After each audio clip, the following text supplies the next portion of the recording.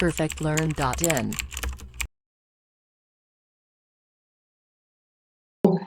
Kinetic energy को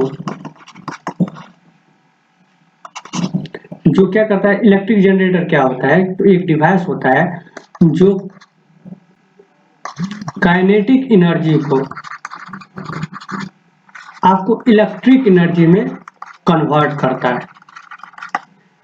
electric generator क्या होता है, हम यहाँ पे इलेक्ट्रिक जनरेटर एसी की बात करें, ये दो टाइप्स का होता है, एसी और डीसी। तो अगर एसी समझ गए तो इजीली हम क्या कर सकते हैं कि डीसी को भी समझ सकते हैं, सिर्फ कंस्ट्रक्शन थोड़ा सा चेंज होगा तो वो लास्ट में हम डीसी को जान लेंगे।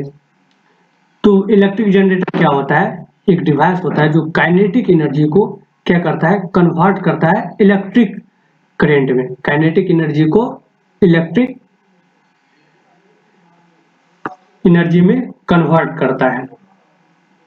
अगर इसकी कंस्ट्रक्शन की बात करें तो इसको सेम जैसे हम इलेक्ट्रिक मोटर में देखे थे, सेम इसका भी कंस्ट्रक्शन सेम है। यहाँ भी हमको क्या चाहिए, दो परमानेंट मैग्नेट चाहिए, मैग्नेट चाहिए। सेम केस में हमको क्या चाहिए, तो ये आर्मेचर चाहिए। इसको ABCD जो आपका है, ABCD कॉइल, ये ABCD जो कॉइल है ये इसको बोलते हैं आर्मेचर, और ये इसको एक्सल बोलते हैं। और हमको दो क्या चाहिए, कार्बन ब्रश चाहिए, ब्रश चाहिए। ब्रश इसीलिए यूज करते हैं क्योंकि वायर को हम डायरेक्ट रोटेट कॉइल में कनेक्ट नहीं कर सकते, सिर्फ उसको टच करना है, इसीलिए हम ब्रश का यूज करते हैं।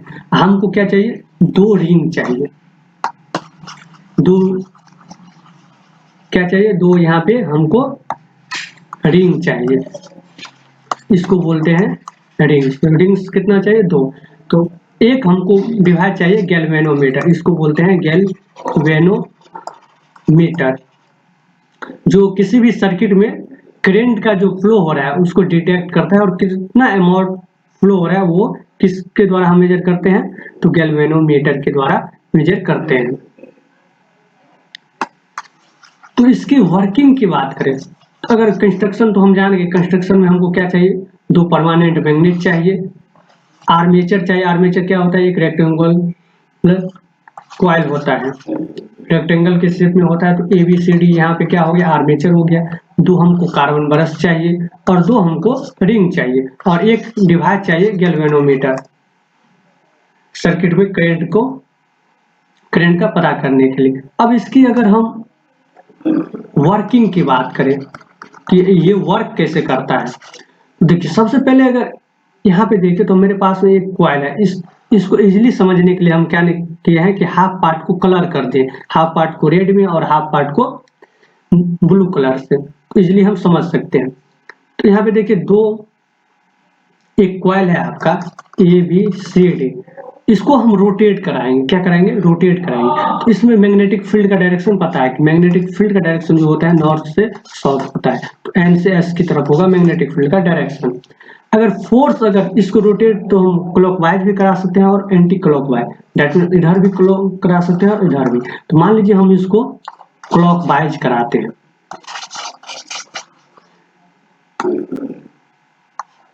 तो फोर्स का डायरेक्शन किधर लग रहा है, अपवर्ड। और मैग्नेटिक फील्ड का डायरेक्शन तो हमको पता ही है, मैग्नेटिक फील्ड का डायरेक्शन किधर है, नॉर्थ से साउथ।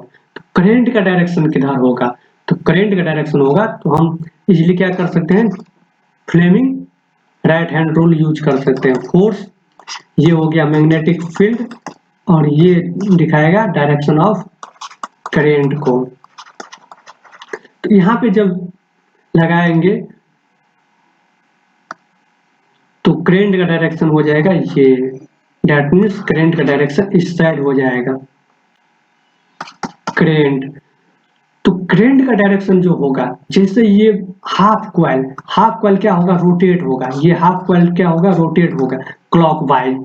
जैसे ये हाफ कॉइल रोटेट होगा तो करंट का डायरेक्शन जो होगा वो आपका A to B होगा, A to B होगा। करंट का डायरेक्शन जो होगा वो कहाँ होगा, A से B की ओर होगा, A to B। Same case में अगर हम देखें तो CD पे भी क्या हो रहा है आपका, एक फोर्स लगेगा, CD भी रोटेट होगा डाउनवर्ड, CD भी क्या होगा आपका डाउनवर्ड रोटेट होगा। तो CD पे जो अगर हम फोर्स आपका नीचे लग रहा है, मैग्नेटिक फील्ड का डायरेक्शन ये है, तो करंट का डायरेक्शन किधर होगा, तो करंट का डायरेक्शन इस साइड में होगा। तो करंट का डायरेक्शन जो होगा CD कॉइल में C से D की तरफ होगा, C से D की तरफ होगा। तो जैसे ही हाफ रोटेशन होगा, ये कॉइल क्या करेगा, ये AB कॉइल इस पे आएगा, AB कॉइल कहाँ साउथ पोल के पास आएगा, तो हाफ रोटेशन हमारा कंप्लीट हो जाएगा। तो जैसे ही हाफ रोटेशन कंप्लीट होगा, हाफ रोटेशन कंप्लीट होगा, तो हाफ रोटेशन में जो करंट का डायरेक्शन होगा वो होगा आपका A से B, B से C, D। तो आपका ABCD, देखिए करंट का डायरेक्शन जो होगा ये होगा ABCD। दैट मीन्स हमारा जो करंट पहली बार में फ्लो होगा वो B2 से फ्लो होगा।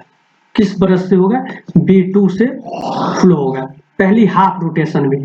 तो हाफ रोटेशन कंप्लीट हो गया, तो हाफ रोटेशन में ये रेड कॉइल कहाँ जाएगा, साउथ पोल के पास। तो अब हमारा जो फिगर कुछ इस तरह दिखने वाला है, ये हाफ रोटेशन हो गया, ए बी कहाँ आ गया, ए बी आ गया आपका यहाँ पे, और सी डी आ गया साइड में। अब अगर यहाँ पे अब फिर लगाए क्या, फ्लेमिंग राइट हैंड रूल, तो यहाँ पे सी डी का डायरेक्शन क्या होगा, अपवर्ड। तो फोर्स लग रहा है आपका अपवर्ड, मैग्नेटिक फील्ड का डायरेक्शन नॉर्थ से साउथ इधर हो गया। तो करंट का डायरेक्शन फिर किधर होगा, डी से होगा सी की ओर, डी से कहाँ होगा, सी के तरफ। फिर ए बी क्या होगा, आप ए बी पुशअप होगा नीचे की ओर, तो मैग्नेटिक फील्ड का डायरेक्शन चेंज हो गया, तो करंट का भी डायरेक्शन चेंज होगा। तो इस तरह करंट का डायरेक्शन जो होगा बी से ए होगा, करंट का डायरेक्शन कहाँ होगा, बी से ए होगा। तो अब जो हमारा करंट का डायरेक्शन होगा वो होगा आपका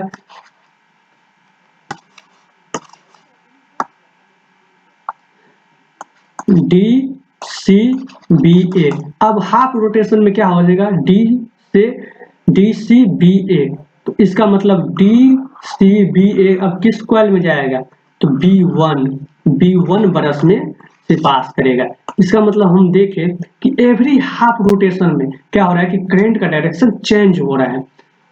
तो इलेक्ट्रिक जनरेटर में क्या होता है कि एवरी हाफ रोटेशन में, जैसे ही हाफ रोटेशन होता है कि हमारा मैग्नेटिक फील्ड का डायरेक्शन क्या हो जाता है, चेंज हो जाता है। इसको इजीली समझते हैं, देखिए यहाँ पे रेड कॉइल यहाँ पे है, जैसे ही हाफ रोटेशन होगा तो हाफ रोटेशन में करंट का डायरेक्शन क्या होगा, ए से बी सी डी की ओर होगा, आपका B2 ब्रश से पास करेगा।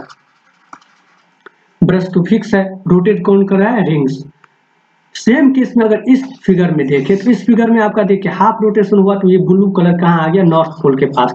फिर इसमें फोर्स लगेगा ऊपर के अपवर्ड की ओर, और करंट का डायरेक्शन हो जाएगा डी से सी की तरफ। और फिर ए बी की बात करें तो ए बी आपका पुशअप होगा नीचे की ओर, तो इसमें क्या हो जाएगा आपका बी से ए, इसमें हो जाएगा D C B A. That means अब करंट का डायरेक्शन जो होगा इस B1 ब्रश से होगा। इसका मतलब ये हुआ कि एवरी हाफ रोटेशन पे एसी जनरेटर क्या करता है कि करंट का डायरेक्शन चेंज करता है। इसीलिए एसी जनरेटर इसीलिए इसको बोलते हैं क्योंकि ये क्या करता है, अल्टरनेट करंट देता है। AC means alternate current, alternate current. तो ये करंट इसको क्यों बोला जाता है, क्योंकि ये एवरी हाफ रोटेशन पे क्या करता है, आपको करंट का डायरेक्शन चेंज करता है। तो अब समझते हैं कि अब देखिए अगर डीसी अगर हमको जनरेट करना है, डीसी जनरेटर, तो डीसी के लिए आपको कुछ नहीं करना है, सिंपली इस रिंग को आपको चेंज कर देना है कम्यूटेटर में, जो हम की मोटर में पढ़े थे। कम्यूटेटर क्या होता है, हाफ सर्किट होता है, हाफ होता है, रिंग का हाफ होता है। तो आपका ये फॉर्मेशन हो जाएगा डीसी का। तो ये अगर डीसी जनरेटर है तो डीसी करंट देगा, और एसी जनरेटर है तो एसी करंट देगा।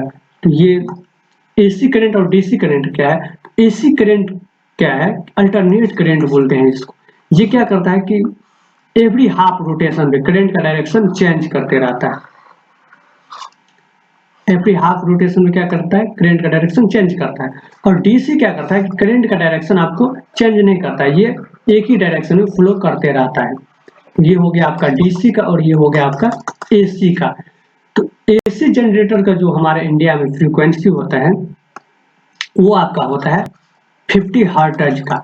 इसका मतलब ये है कि हमारे जो इंडिया में एवरी सेकेंड, दैट मीन जो जनरेटर जो है इलेक्ट्रिक जनरेटर एसी, वो क्या करता है कि 1/100 सेकेंड, 1/100 सेकेंड में, यानी 1 सेकेंड का 100 पार्ट में अपना डायरेक्शन चेंज करता है। एवरी कितना टाइम में करता है, 1/100 सेकेंड में डायरेक्शन चेंज करता है। तो इसका फ्रीक्वेंसी जो होता है उसको वो होता है 50 हर्ट्ज।